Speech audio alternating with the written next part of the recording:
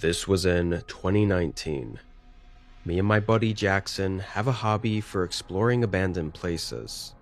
I guess we were urban explorers, but we weren't really the type to do anything too illegal, or at least nothing too risky, which usually meant finding places further out from the city and in more remote areas. For this one, Jackson and I had found a small Reddit thread of a fire lookout tower posted in the community for abandoned places in our state. The OP didn't mention where it was though, and seemed like he was trying to keep it from being too available to everyone online. I tried my luck at messaging him directly, and although he was hesitant, I eventually was able to get the coordinates from him, so long as I didn't pass it around to everyone else and ruin the spot. When we looked it up on maps, we could see there was a structure there, so it all looked legit. There weren't any other posts or anything on it though, so it really seemed like the place was completely forgotten. We packed up and headed out there on a Monday morning. Getting there was a bit sketchy. No trails really, and no clear sightlines of where we were headed. Just had to trust the GPS. The woods also had this really strange feeling. If Jackson wasn't there with me, I 100% would have booked it out of there and never looked back, just from the feeling alone. Jackson also said he felt off, but we still continued walking. All the way up until just about a minute from the fire lookout, there were no signs whatsoever that we were even remotely in the right place, or going in the right direction. No signs of trails, footpaths, or views of the structure. Nothing.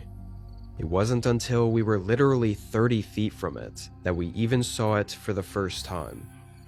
We reached a clearing in the trees, and on the hill was, well, the lookout tower. It wasn't exactly the kind we were hoping for, but I was just happy it existed and the GPS got us there. This one wasn't sitting on tall stilts. It was basically just a cabin on top of the hill, with a view over the forest. We circled the tower for a minute.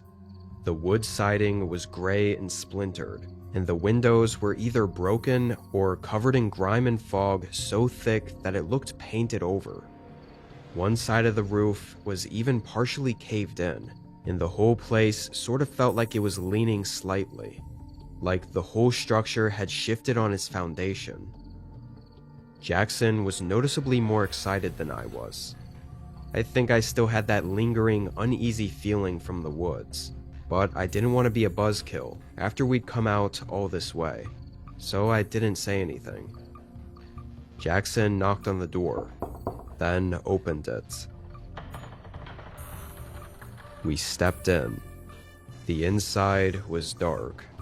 Even though windows surrounded pretty much all sides, the fog and grime that I mentioned earlier prevented pretty much any light from coming in. There was also a bunch of junk scattered on the floor. Some old tools, a broken lantern, and even some beer cans that looked decades old. But eerily, there was a piece of paper taped to the far wall. It was noticeably out of place, being clean and new from someone recently. On it were 3 words: "Hope you're happy." I showed it to Jackson, and we both were pretty confused.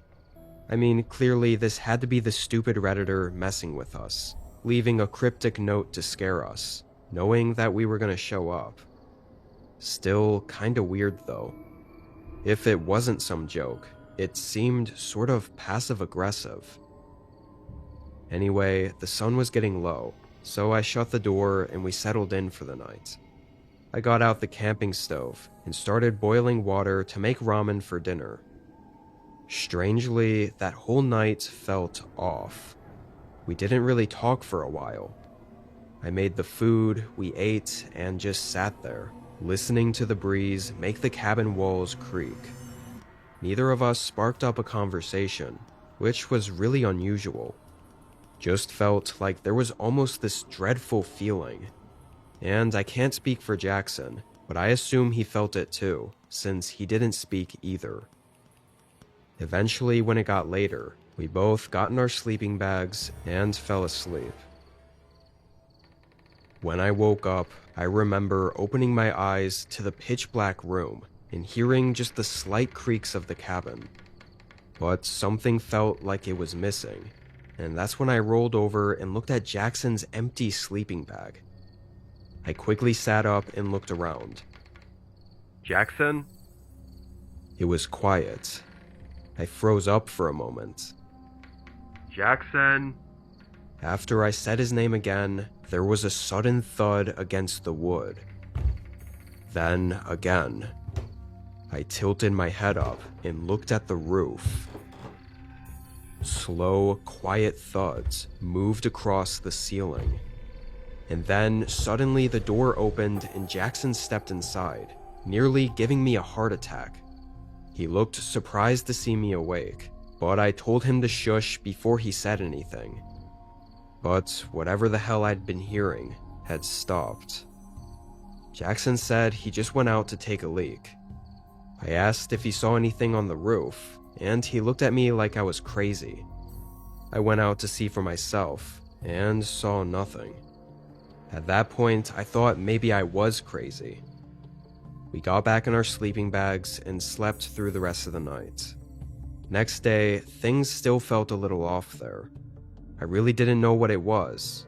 Just everything felt too quiet and still.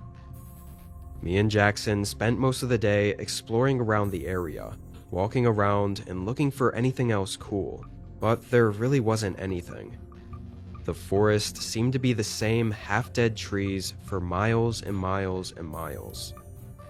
Around sundown again, we got back to the lookout tower, ready to get back inside and settle for the night. But as Jackson went to close the door, he suddenly stopped. I looked back at him. He was frozen in place, and his eyes were fixed on something. Then he said my name, telling me to come over there. I walked over and looked out the doorway. Standing maybe 40 feet from the cabin, right on the line between the clearing and the trees, there was a man. The man had shaggy, unkempt hair and a scraggly beard. He wore a gray flannel and had a rifle slung over his shoulder. Clearly, this guy was some sort of hunter. But what was really eerie was the look he had over his face. His eyes were dead, and he had a dreadful, empty look. "Hey, can we help you? Are you good?" I called out. The guy stared across the field at us for a few more seconds, then slowly turned and walked straight into the woods.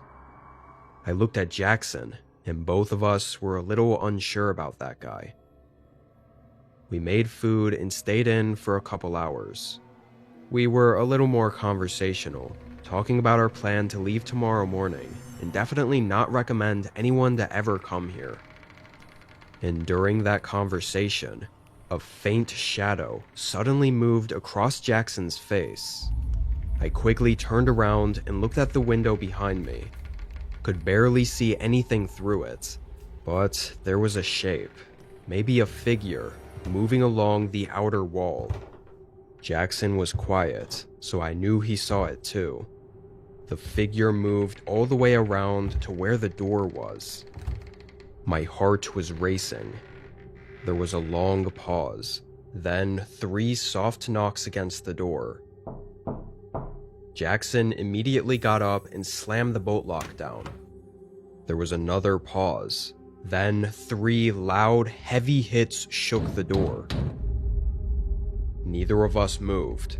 We were frozen, just completely horrified. But after those knocks, there wasn't anything else. No footsteps, and no voices or shadows. I seriously have no clue how long we waited. Eventually, Jackson unlocked and opened the door, finding no one and nothing out there.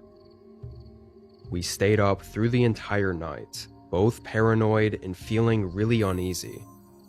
We tried to figure out who we thought it was, if it was the hunter from earlier. He did look creepy as hell, but this didn't feel like it was him. It felt like something else. I know that sounds crazy, but I don't know what else to think. When the sun came up, we booked it out of the cabin. The whole way back through the woods was just unsettling and eerie, like we were being watched. When we made it out, the first thing I did was check on Reddit with the OP who gave us the coordinates to ask if he had any weird encounters at the lookout tower. But the post was removed, and the account was deleted. Honestly, I think the guy had similar encounters and experiences, and likely that's why he left the ominous notes of "Hope you're happy." Jackson and I are still great friends, and still actually explore abandoned places. We've had other encounters, but none like this one. Both of us are still genuinely freaked out about what happened during the 2 nights we visited that lookout tower, and have no idea what it was that we experienced there.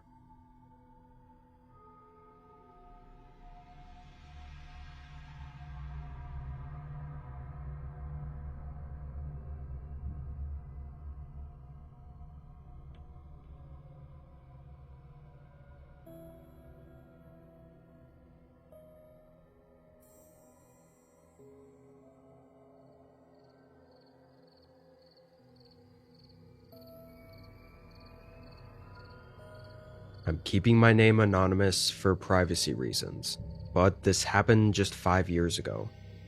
At the time, I was traveling around with my dog Rocky.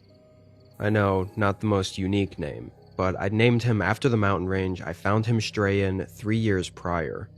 He was a medium-sized Australian Shepherd mix, and the vets said he was between 6 to 7 years old when I found him. There was no information on him whatsoever, and after weeks of being unsuccessful in finding his owners, I made the decision to adopt him. He became sort of my adventure buddy, going on hikes and backpacking trips year-round, and we both loved it. The trip this happened on was honestly nothing crazy. It was just supposed to be a 1-day in, 1-day out backpack along a firebreak trail to a retired lookout tower. I really couldn't find too much info on the place, at least not up-to-date info. Best I could find were some really old rules about it being a non-rentable, first-come, first-serve public rest shelter with a 3-night limit. But like I said, that info was super outdated. I didn't care too much to do any more research than that, because I wasn't even planning to stay the night in the tower. The idea was to reach the ridge, take a look around, and hike another few miles down to a creek with a small tent campsite. However, this whole idea fell through, as when me and Rocky were about 30 minutes out from the tower, dark, heavy clouds started rolling overhead. We rushed to the tower, and with a view of the valley from the ledge, I could see a really bad rain and thunderstorm hitting the mountain directly across from us. It looked like it was headed our way. I didn't mind so much camping in my tent during a storm, but the problem was that I didn't know if we could make it to the campsite and set up before the storm hit. After a couple minutes of thinking, the decision was made for me by the sudden onset of rain downpouring on the lookout tower.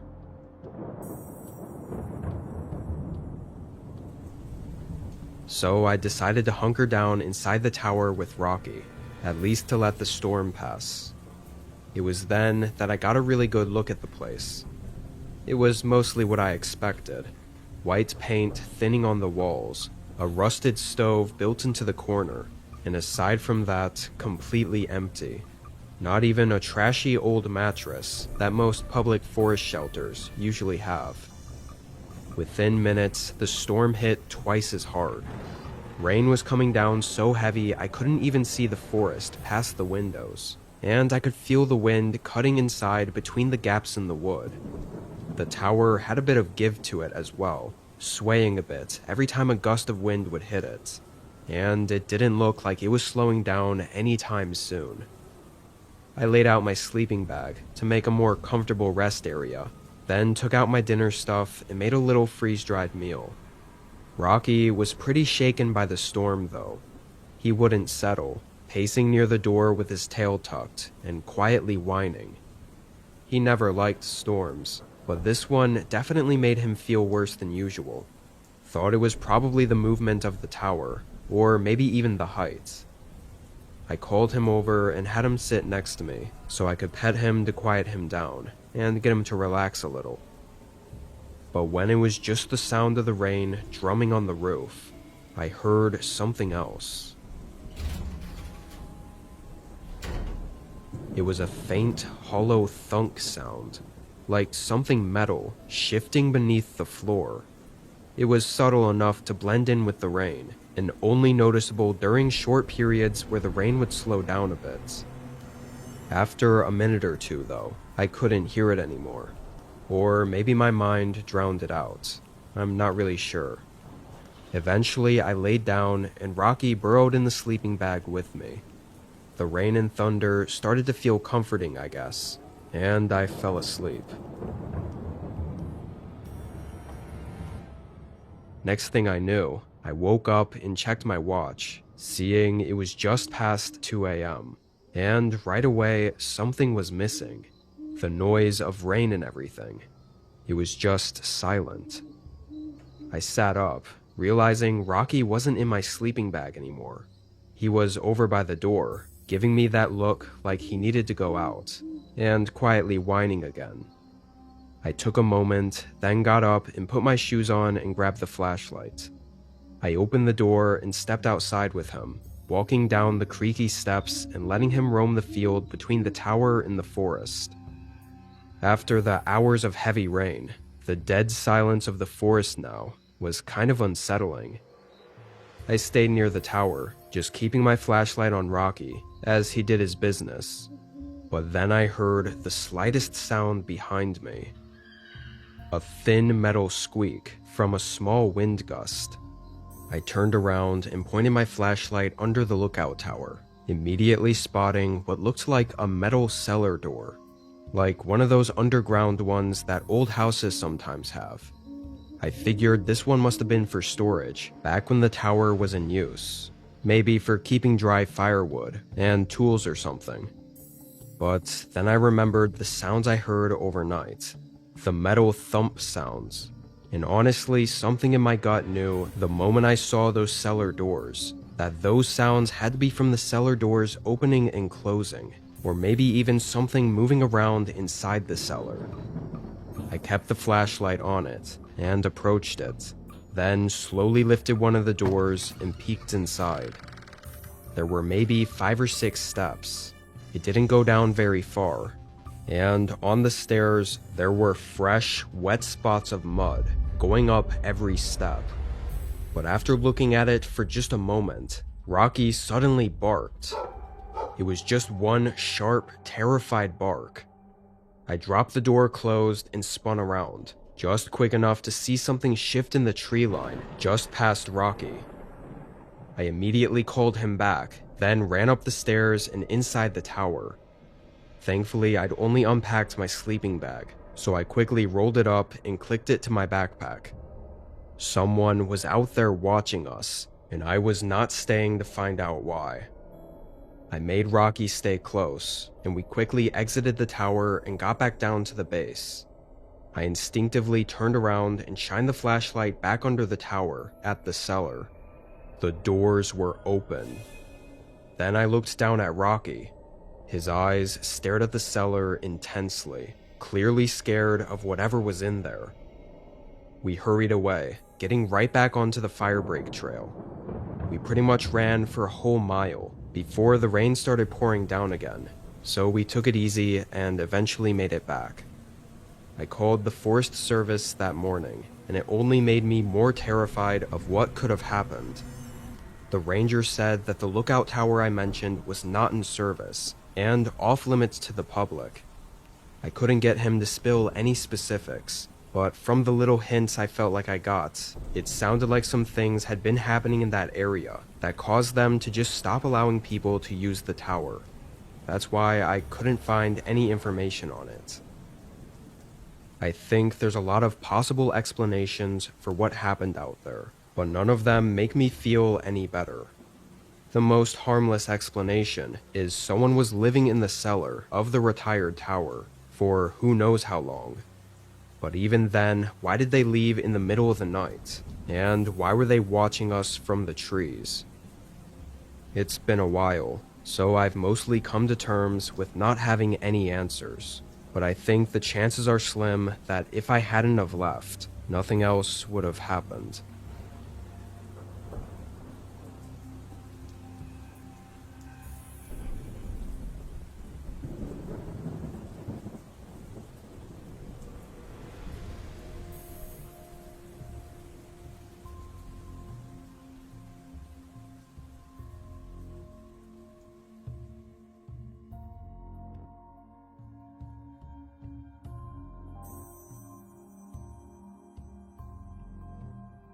This happened 3 decades ago. Obviously, I'm an older guy now, but when I was in my 20s, I used to do summer work with the Forest Ranger Service as a fire lookout. I did it for almost 9 summers in a row. It was paid work, so while I was in college and off for summer breaks, I loved it. Might have even done it for free.